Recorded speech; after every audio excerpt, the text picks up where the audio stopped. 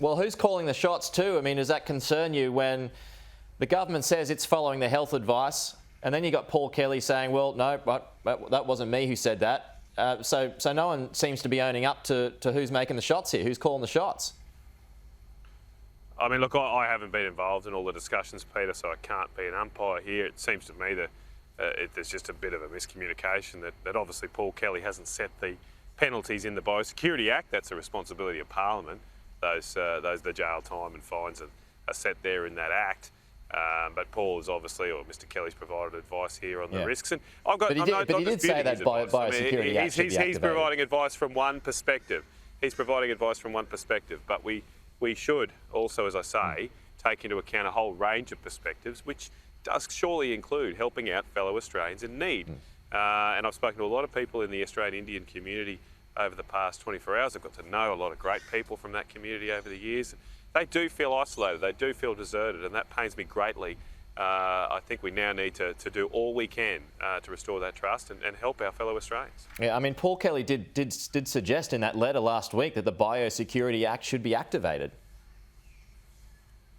Yeah, well, look, that's his advice. As I said, I haven't been involved in all of those discussions, and I'm not here to dispute his medical opinion or advice. I'm just saying that when you go to make serious decisions such as locking Australians out of their own country, a whole different range of perspectives should be brought to bear, not just purely the technical and medical ones. Well, one of the Australians who's stranded at the moment in the Maldives, as a matter of fact, but it's the former opener, Michael Slater. He reckons the Prime Minister's got blood on his hands. But what do you make of those comments?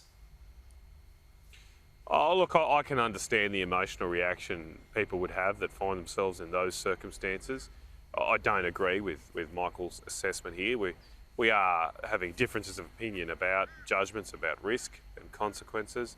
I mean, it was put to me yesterday that is this an example of racism? And I definitely don't think that's the case. I understand why people have that reaction, but I suppose I coined a term that perhaps this is an example of perfectism. We're trying to make everything perfect here. We're trying to make our response to coronavirus perfect, and in doing so, we are losing sight of other important issues. And I fear here we're falling into the trap of making the perfect the enemy of the good. Our quarantine system's not perfect. No one's saying it is, but nothing will ever be perfect.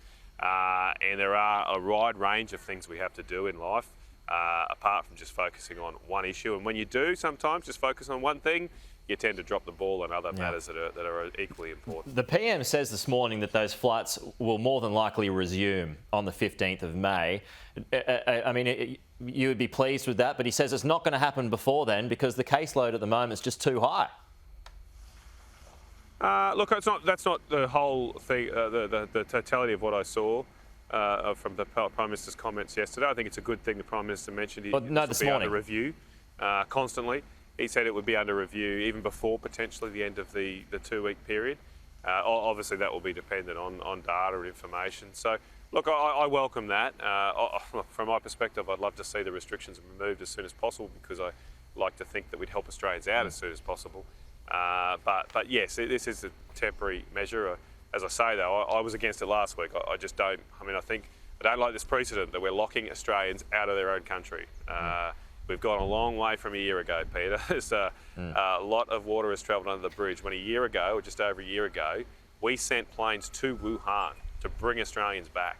And that was at a time when we probably feared more about the coronavirus. We didn't really know about it. We had no quarantine system established, yet we did that then. And then now, we just put the walls up and say it's too hard.